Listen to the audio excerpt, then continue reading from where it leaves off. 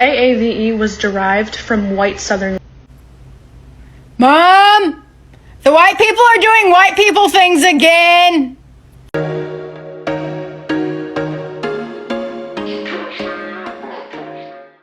Hello and welcome to my channel. I don't know if you remember the white lady who's always trying to create drama on social media with us black people, like from wearing braids and talking about us, and now this.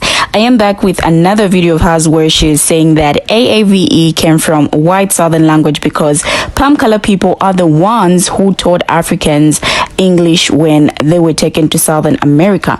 Now this video has brought a lot of talk on social media, and I don't think it's something you would want to miss, so stay tuned as we watch a clip of her video. AAVE was derived from white Southern language. Who do you think taught the African slaves English when they were brought to Southern America? Don't be mad at me, that's just the facts. You can't gatekeep something that's not yours. Now, the reason why most people are reacting to this video is because palm color people never taught slaves anything, but they forced them to speak a certain way by forcing them to forget their indigenous language because they wanted to catch on them if they were plotting to escape or planning a revolt. So they made them speak proper English so that they could understand. They could understand what they were talking about or saying. So let's take a look at these interesting stitches, and when I get back we talk more about this issue. African slaves English when they were brought to Southern America. Don't be mad at me, that's just the facts. Cite your sources.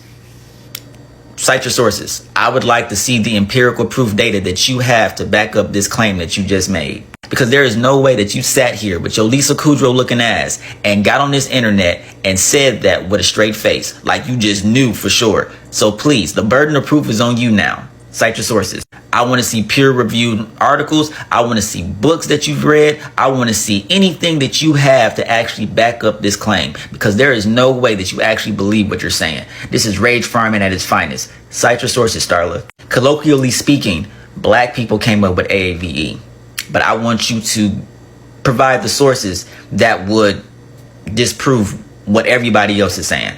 So you have 24 hours to respond. Cite your sources. AAVE was derived from white Southern language. Who do you think taught the African slaves?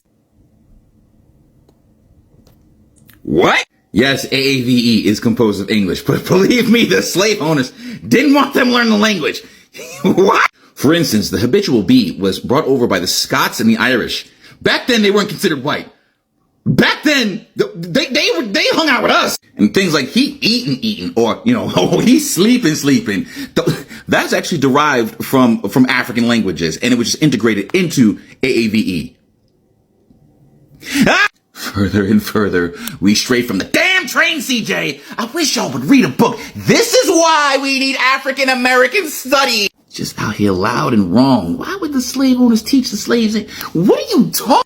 Language. Who do you think taught the African slaves? So AAVE started out as a form of English Creole, a Creole language, a combination of African indigenous languages and very, very broken British English.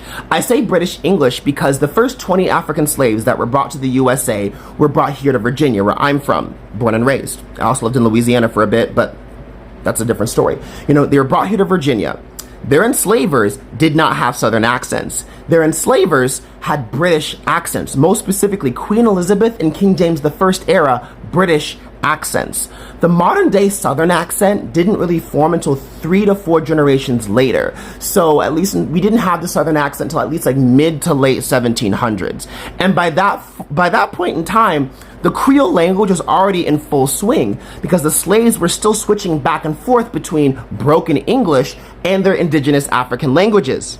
Mind you, again, slaves were still being imported from Africa at this point, so that's the way they communicated with each other, was that Creole language. Now, after a certain point in time, the enslavers wanted to be able to understand their slaves and be able to catch on to them if they were plotting to escape or if they were plotting a revolt. So they made their slaves speak proper English. I say proper English in quotation marks because the slaves weren't allowed to learn how to read.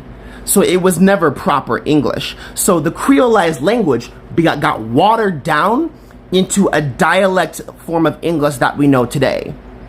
All right? So they didn't teach the slaves anything. They forced them to speak a certain way. So it's not a flex if a white person speaks AAVE and they're like, yeah, no, this came from white people. Like, no, this came from enslavers forcing the slaves to forget their indigenous language. So you preaching that came from white people, white Southern people, you're bragging about how enslavers forced and beat a language into people and didn't allow them to speak their native tongue. People that they forced to be here in the US. So this really isn't the flex that you think it is. The closest modern day equivalent we have to the Creole language that those slaves spoke is Gullah Geechee Creole. And if I walked up to you right now and started speaking Gullah Geechee, you wouldn't understand a word. You wouldn't understand a word.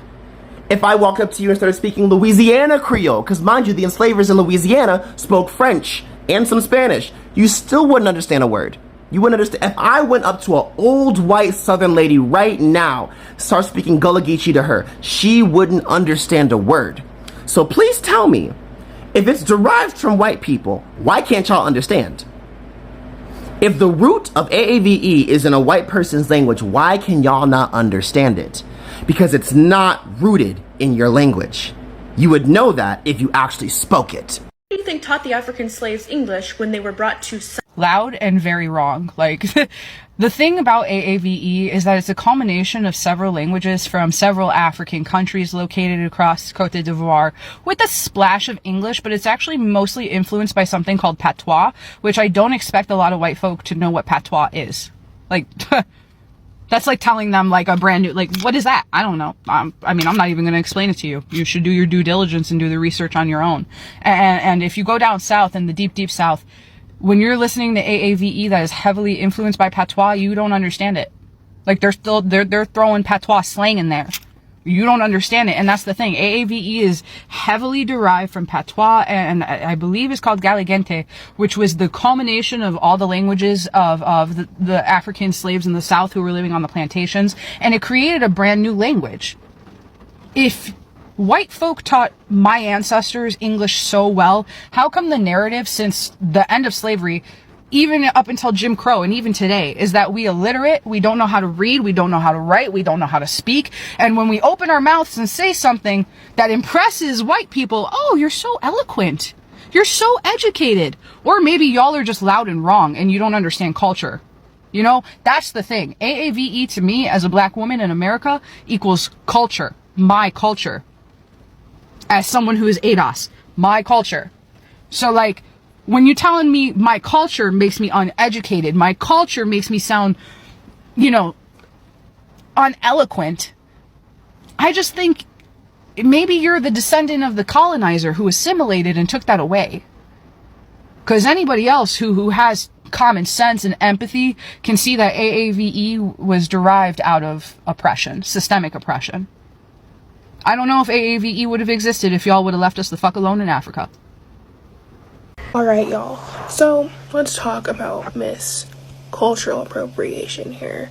So, she's clearly got more issues than a magazine.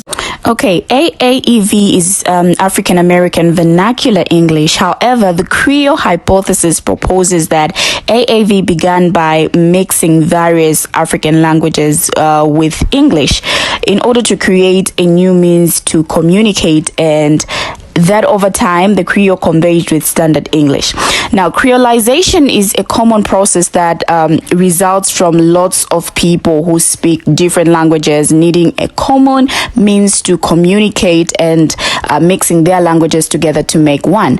Now, most regions with large S plantations developed Creoles, since West Africa has hundreds of unique languages and cultures which European S owners forced onto shared plantations. Now, it spread across the country with the movement of our ancestors, the largest movement deemed the Great Migration, which took place in the early 20th century, when millions of our ancestors moved to all corners of the country, fleeing Jim Crow and in search of opportunities for a better life. Now, regardless of origin, it is usually negatively perceived in white dominated professional spaces such as politics and academia in the United States. Historically, it has been regarded by many sectors of American society as a sign of lower socioeconomic status and lack of formal education. Now, these perceptions fueled against the Auckland Resolution. It's now let's now take a look at a few comments and just hear what others had to say about this. Now, the first reaction reads, there is a lot of crossover from AAVE and Southern English, particularly lower class white Southerners, but she is definitely wrong. Also, they evolved the dialect into their own communities to separate from white Americans. Yet this clown thinks it is owned by whites. Also, they didn't teach enslaved Africans English. They learned through them beating our language out of them and learning by ear.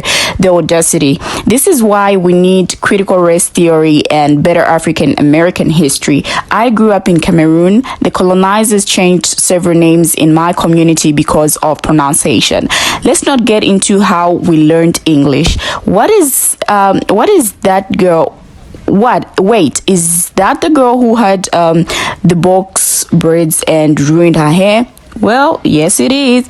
We can have a whole conversation around white people with them having no idea what we're talking about. She's so willfully ignorant and desperate to prove she's arrow to the cyst. She's gaslighting and she's good at it, and that's why I don't believe anything she says and I don't trust them. Okay, these are just some of the comments, and trust me, there are so many comments and a lot of people have stitched at this video. Kindly share what you think about this video or what she said in the comments below. Thank you for watching and see you in my next video.